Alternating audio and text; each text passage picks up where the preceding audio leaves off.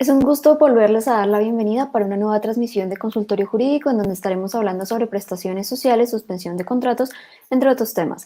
Para eso estaremos hablando con el doctor Julio César Ferreira y con el doctor David Pérez. Ambos son abogados, especialistas en Derecho Laboral, expertos de la Facultad de Derecho de la Universidad Libre y serán quienes nos acompañen en el programa de hoy. A los dos un cordial saludo y bienvenidos. Muchas gracias, Diana. Buenos días. Buenas tardes. Y el doctor David, muy buenas tardes. Gracias, muy buenas tardes, Diana. Doctor Julio César, ¿cómo se encuentra? Muy bien, señor. Bueno, por estos días los trabajadores deben estar recibiendo el pago correspondiente a la prima de este primer semestre del año y por eso inicio preguntándoles cómo hacen los trabajadores para calcular cuál es el valor que deberían recibir. Doctor David. Bueno, el valor que debe recibir en el año es de un salario en base de liquidación, pero ese salario al año se divide en dos pagos. La mitad del salario se pagará máximo el 30 de junio y la otra mitad del salario se paga máximo el 20 de diciembre. Entonces, la operación que se va a hacer en este mes de junio es que se van a tener en cuenta el número de días laborados y ese número de días laborados entre el 1 de enero y el 30 de junio del respectivo año se va a multiplicar por el valor del salario básico, que debe incluir los factores salariales, bonificaciones, todo lo que tenga incidencia salarial debe incluirse como base de ese salario y ese resultado de esa multiplicación se va a dividir en 360. Ya el resultado es el que va a generarse, casi siempre pues da la mitad del salario que recibe mensualmente el trabajador. Puede variar si se trata de un salario que haya tenido variaciones por comisiones de venta, otro tipo de situaciones en ese sentido. Pero por regla general, un trabajador de salario mínimo hoy en día va a recibir la quincena, una quincena adicional, el día máximo 30 de junio de este año. ¿Influye de alguna forma el tipo de contrato que tenga un trabajador para realizar este cálculo? No influye de ninguna manera si tenemos en cuenta las 4 modalidades contractuales que se manejan en el Código Sustantivo del Trabajo. Hago referencia al contrato de trabajo a término indefinido, al contrato de trabajo a término fijo, al contrato de trabajo por obra, labor, contrata, o a un contrato que se conoce como accidental, ocasional o transitorio. Es un contrato que no va a ser mayor a 30 días de labor. Entonces, si se tienen en cuenta esas 4 modalidades, no va a tener ninguna variación la prima de servicio en su liquidación. Por ejemplo, para aquellos trabajadores que están contratados bajo la prestación de servicios, es clarísimo que no tienen derecho a ningún tipo de prestación social. No, precisamente porque tenemos en cuenta que se trata de un contrato que está regulado por el Código Civil. Entonces, desde ese punto de vista, esos mal llamados trabajadores, porque al final son independientes, esa es la confusión que se genera siempre entre las personas, pues no van a tener derecho a ninguna de este tipo de prestación social. ¿Independientes o contratistas? Porque tenemos esa pregunta en LinkedIn para Diana Alejandra Tarazona. Nos dice, ¿y para los contratistas cómo funciona este tema? Bueno, ahí de pronto, complementando lo que señala el doctor David, pues es que en las relaciones civiles, inclusive administrativas, se maneja el concepto de independiente o contratista, entendido pues desde la órbita laboral, el que no tiene un contrato de trabajo como tal, o sea, no es un trabajador dependiente que esté regulado, ya sea por un contrato formal de trabajo o contrato de trabajo como tal, ni por una relación legal o reglamentaria con el Estado, por ejemplo. Entonces hablamos de independientes, de esos prestadores de servicios que no están regidos por un vínculo laboral, ya sea con el Estado por una relación legal y reglamentaria o servidor público por carrera administrativa o a través de un contrato de trabajo de los 4 que mencionó el doctor David. Entonces hablamos del independiente como el contratista que tiene un contrato de prestación de servicios que obviamente no se asimila ni se equipara a un contrato de trabajo. Y el independiente como tal o cuenta propia, pues es la persona que genera unos ingresos de acuerdo con una actividad que desarrolla, ya sea por dedicarse a una profesión liberal o por el ejercicio de alguna actividad como comerciante, en fin. Entonces ahí es donde suele surgir esa inquietud, pero independiente es un contratista, independiente es una persona que desarrolla una actividad y genera unos ingresos, pero que no media o que no lo liga un contrato. Y esos son diferentes al contrato de trabajo. Bien, les recuerdo a las personas que nos están viendo en vivo que estaremos resolviendo algunas de sus preguntas, por eso que los invito a que participen dejándonos sus preguntas en los comentarios en Facebook o en YouTube, y durante la transmisión estaremos seleccionando algunas de ellas. Bien, y hay algunas creencias sobre este tema, por eso que ustedes están acá para aclararnos un poco ese tema. Y el primero es que, por ejemplo, solamente se puede recibir un pago, digamos que los 30 días en junio o los 30 días en diciembre, y es para que ustedes aclaren si esto es mito o es realidad. Bueno, en mi opinión eso es un mito. ¿Por qué razón? Porque el artículo 306 del Código Sustantivo del Trabajo prevé y señala, como bien nos lo explicó el doctor David hace un par de minutos, que el valor de la prima de servicios corresponde a 30 días de salario por año. Y el mismo artículo prevé que se reconocerá en 2 pagos, la mitad máximo el 30 de junio y la otra mitad a más tardar los primeros 20 días del mes de diciembre. Y eso, insisto, lo precisa el artículo 306 del Código Sustantivo del Trabajo. Sí. Quiere decir que no es posible bajo ninguna circunstancia que el empleador le diga al empleado que le va a pagar en diciembre, digamos, no le paga en junio, sino en diciembre le paga todo lo del año. No es posible. Doctor David. No es posible, es que quería generarle la intervención rápida porque este desorden se nos habilitó justamente con ocasión de la pandemia, cuando entró la crisis de marzo del 2020 y entonces empezaron a ver cómo ayudar a los empleadores. Hubo una directiva presidencial, un decreto, en el cual se le permitía pagar en 3 cuotas la prima que era correspondiente al 1 de julio al 31 de diciembre. Entonces eso pasó del mito a una realidad, digamos, relativa por esa orden presidencial, pero obviamente eso ha sido sujeto a estudio por la constitucionalidad, y entonces quedó ahí, quedó el tema como si fuera posible, pero digamos que el artículo 306 al que hace alusión el doctor Julio César Ferreira, pues sigue vigente. Entonces nosotros debemos seguir bajo esa cobertura y bajo la aplicación de la norma, como lo dice, un pago en junio y otro en diciembre. Sí, perfecto. Comparto plenamente la apreciación del doctor David. Otro de los mitos que gira en torno al tema de la prima es, por ejemplo, si una persona no ha cumplido el año de trabajo en una empresa, ¿cómo hace este cálculo para que le llegue este valor, o cómo realiza el cálculo y si tiene derecho a algún porcentaje de esta prima? Doctor David. Vamos a poner el ejemplo, Diana, de un trabajador que entre el 1 de enero y este 30 de junio laboró solo 120 días, es decir, laboró 4 meses. Supongamos que él empezó su contrato en el mes de marzo, 1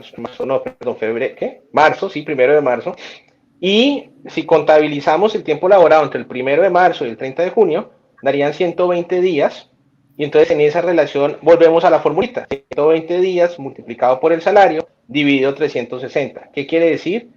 Que la prima, si bien hay una regla general sobre un salario al año, una quincena semestral, se paga también proporcional, no va a depender del tiempo o no va a haber una exigencia de un tiempo mínimo.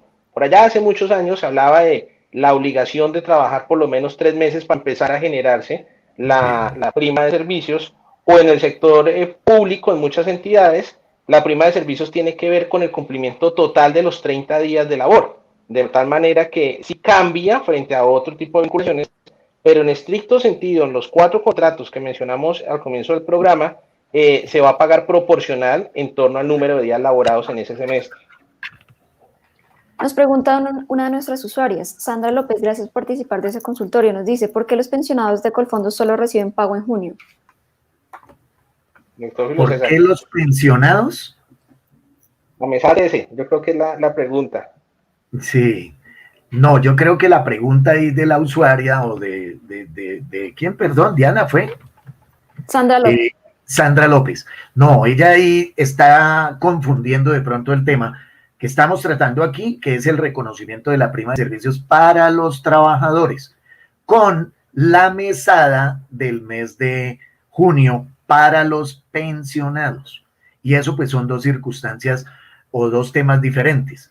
En el tema de pensiones, pues hablamos es de la mesada adicional del mes de junio y que pues se debe cancelar precisamente en esa época y que está establecida en la ley 100 y desde antes de la ley 100 se reconocía. Y viene también la otra mesada, que es la mesada 14. Se hablan de 2 mesadas adicionales. ¿Por qué razón? El año tiene 12 meses.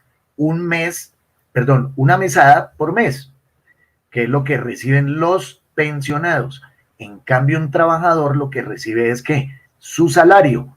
Y en contraprestación, precisamente como lo vimos en el artículo sobre este tema, el tema de la prima obedece precisamente a un concepto de retribución y de reconocimiento por parte de ese ente comercial y de esas ganancias a los trabajadores. Esa es la filosofía o el inicio de este concepto. Y por eso el legislador lo previó, que se reconoce en los términos del artículo 306, que corresponde, como lo decía el doctor David, a un mes de salario que se paga la mitad en junio y la otra mitad en diciembre. Mientras que en el tema de los pensionados, ya el concepto es diferente, es una mesada adicional que se paga completa en junio y otros tienen derecho también a una mesada adicional en diciembre y junio, y es la famosa mesada 14 que posteriormente con el acto legislativo 01 del 2005 se suprimió esa mesada 14. No sé, doctor David, si quiere de pronto acotar algo más. Sí, es que precisamente yo creo que nos faltó hablar de la esencia, de dónde surge la prima de servicios como prestación social.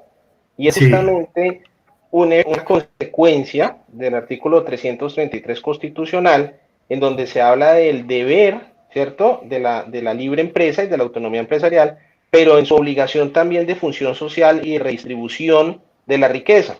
Ese concepto de redistribución de la riqueza, el legislador, para no quedarse esperando a que cada empleador haga su evaluación y verifique qué utilidades hubo para repartir con los trabajadores, entonces genera una presunción en la que lo que asume el legislador es que toda empresa productiva pues va a generar ganancias. Y como parte de la redistribución de la riqueza, esas ganancias se van a precisar en un salario al año. Entonces de ahí surge la prima de servicios como prestación social, como efecto de la redistribución de la riqueza. Las mesadas 13 y 14 de los pensionados van a tratar de generar esa cobertura, ¿cierto? A tratar de ofrecerle al pensionado que para junio y diciembre también tenga un ingreso adicional. Eso ya con ocasión de la propia conformación de la pensión y con un sentido de permitirle al pensionado el acceso al consumo de bienes y servicios, ¿ya? Por eso coincide. Pero no quiere decir que la mesada 13 y 14 y la prima de servicio surjan de la misma norma, porque son dos fuentes normativas diferentes. Por eso no estaría bien permitir la confusión entre esos dos conceptos. Bien, gracias por la aclaración a los dos. Cambiando de tema, la pandemia pues introdujo muchos cambios en la vida de todos, sobre todo en el derecho laboral. Por ejemplo, ¿en qué casos se puede revisar el contrato? Porque muchos trabajadores les cambiaron las condiciones con la pandemia, los cambios que esta trajo. ¿En qué casos es posible o que se dé esta revisión de los contratos? Doctor David. Listo, gracias, doctor Julio. La revisión de los contratos se permite cuando al empresario se le generan circunstancias técnicas, operativas o financieras que resulten razonables, que resulten justificables para entrar a modificar las condiciones de trabajo. Pero esa modificación de las condiciones de trabajo inicialmente no podría vulnerar los derechos ciertos e indiscutibles de los trabajadores, y si llegara a requerirse esa posibilidad, tendría que solicitarse autorización al Ministerio de Trabajo, dado que tiene que revisarse esas condiciones. Un ejemplo rápido: cuando el importador compraba sus insumos a dólar de 2.000 pesos y de un momento a otro terminó comprando a 4.500 los insumos, eso reporta una gravedad financiera para la empresa, que es justificable, que es razonable, que obedece a razones técnicas y que es de fácil comprobación. Pero digamos que la pandemia inicialmente no reporta esa necesidad de revisar el contrato porque la empresa no se quebró al día inmediatamente siguiente al que ordenaron el aislamiento, sino que eso deberá revisarse con las proyecciones financieras que traía puesta la empresa para el año inmediatamente anterior y su proyección de los balances económicos para los siguientes 3 años. Entonces, fíjate que ahí lo que ocurrió